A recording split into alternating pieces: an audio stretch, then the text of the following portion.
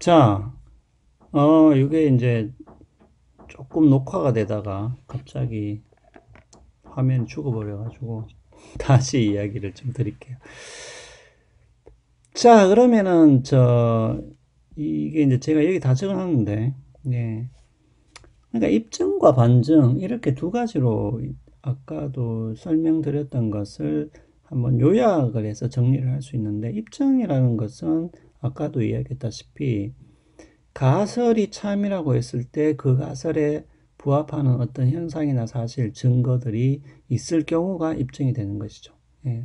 하지만 이렇게 사실이나 증거가 있다고 해서 물론 있다고 한다면은 그 가설이 참이라고 우리가 말할 수 있는데, 여기서 이 가설이 참이라는 것은 그 가설이 참일 개연성이 아주 높다라고 말을 해야 되겠죠. 즉 반드시 참이라고 말할 수는 없다는 것입니다. 왜냐하면 아까도 우리가 살펴봤듯이 논증의 형식상 그런 것이죠. 왜냐하면 타당한 논증은 아니기 때문에. 반면에 반증의 경우는 그 가설에 해당되는 증거가 없다.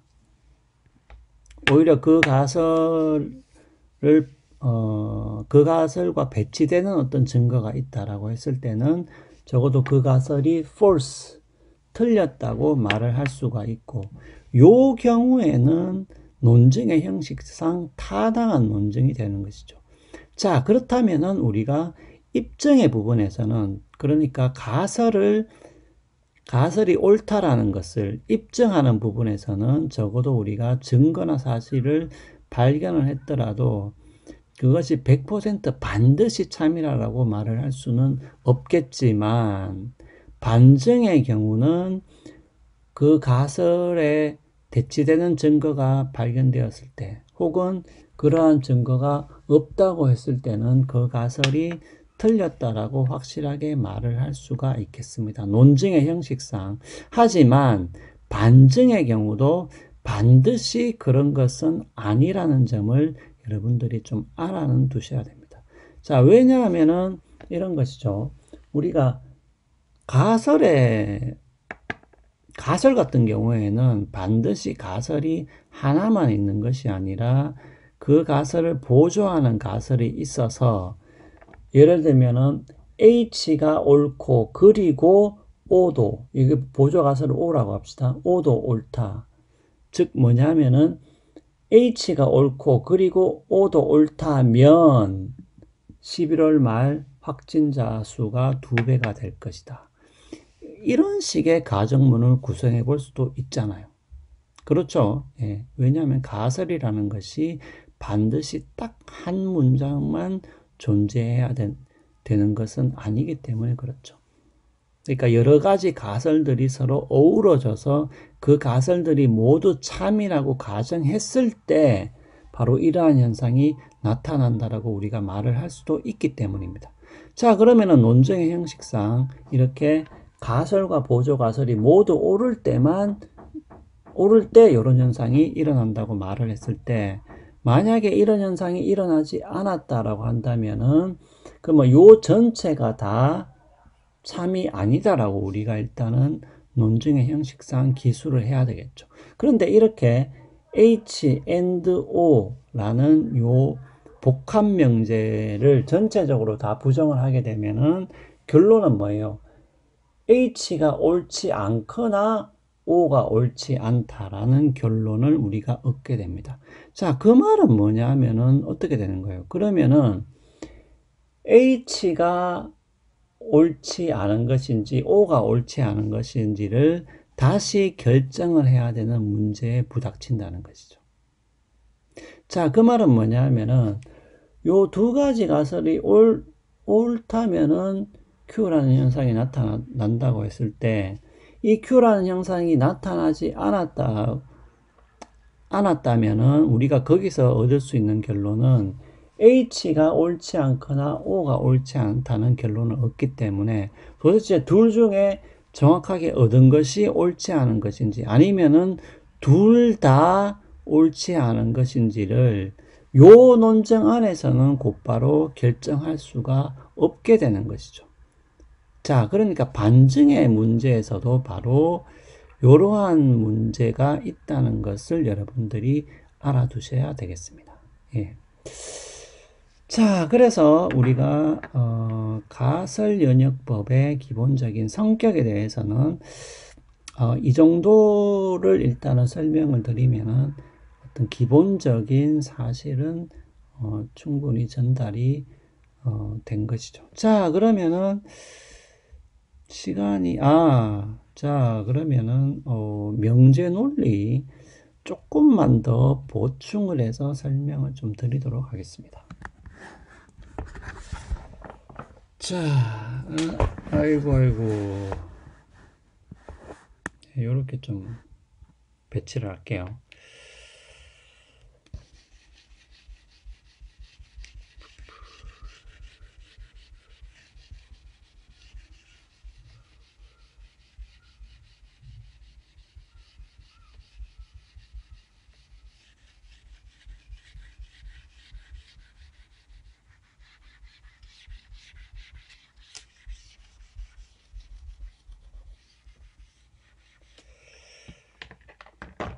자, 여러분들 명제 논리에서 아마 이제 여러분들이 이렇게 좀 생각을 하시면 좋을 것 같은데, 그러니까 우리가 이제 명제 사이에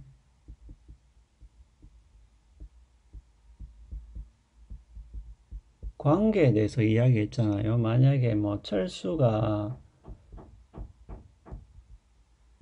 학교에 간다라는 요 명제가 있고, 그 다음에 철수가 집에 간다 라는 이 두 번째 명제가 있을 때, 예, 요렇게 주어와 수어 개념으로 되어 있는 문장을 단순 명제라고 한다면은 요 단순 명제들을 논리적 연결사,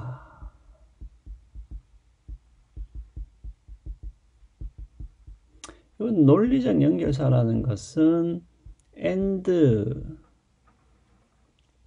연원이죠. 요거는 요렇게 표시를 하고요. 그 다음에 오와 이거는 선언이죠. 이거는 요렇게 표시를 하고, 그 다음에 if죠. 조건은이죠. 요거는 요렇게 표시를 한다고 이야기했습니다. 근데 물론 이제 논리학에서는 조건을 표시하는 몇 가지 방식들이 있어요. 뭐 그냥 이렇게 표시를 하기도 합니다. 예. 근데 그냥 뭐 화살표로 알아두시는 게 좀 무난할 것 같습니다. 예. 그 다음에 이제 뭐 if, only if라고 해볼까요?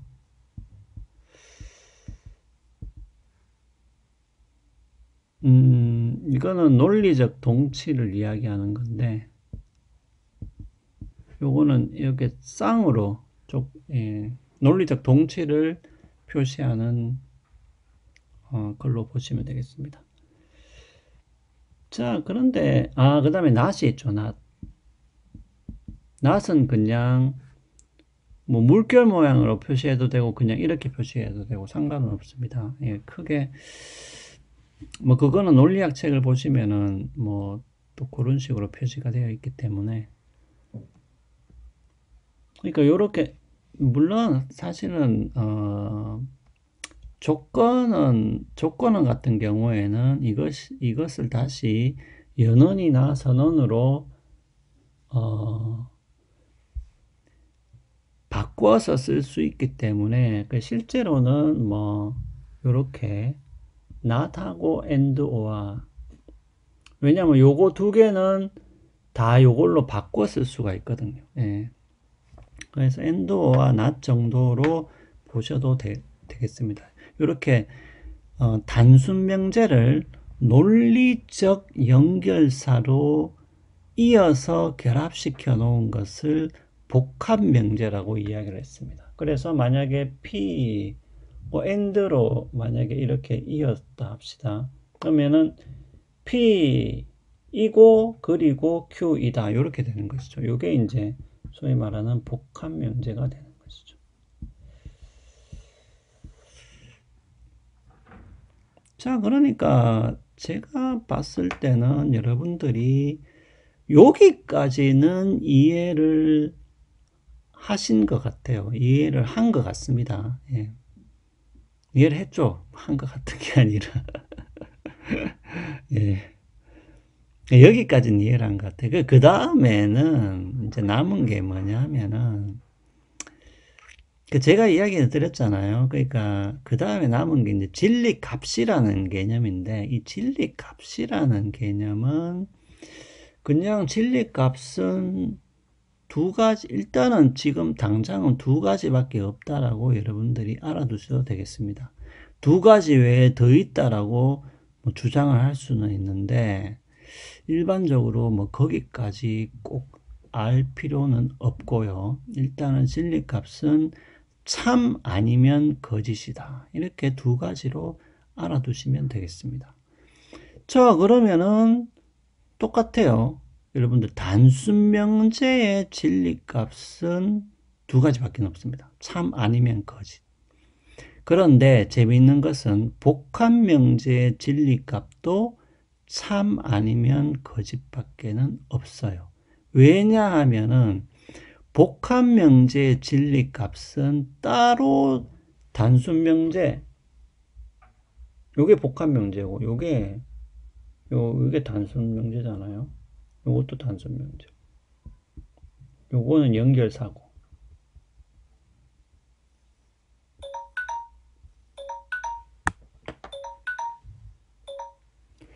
그러면은 요 복합 명제의 진리값도 참 아니면 거짓인데, 그러면 요 복합 명제가 참인지 아닌지를 어떻게 아느냐 하면은 그냥 요 단순 명제의 진리값이 정해지면은 복합 명제의 진리값은 자동적으로 정해집니다. 그렇기 때문에 복합 명제의 진리값은 단순 명제의 진리값에 의해 결정이 된다는 것을 여러분들이 알아두시면 되겠습니다.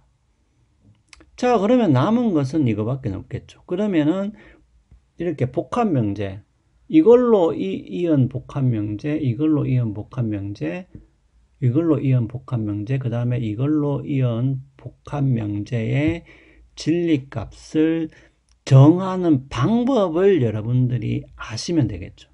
예. 자, 그러면 이건 바로 이어서 설명을 하도록 하겠습니다.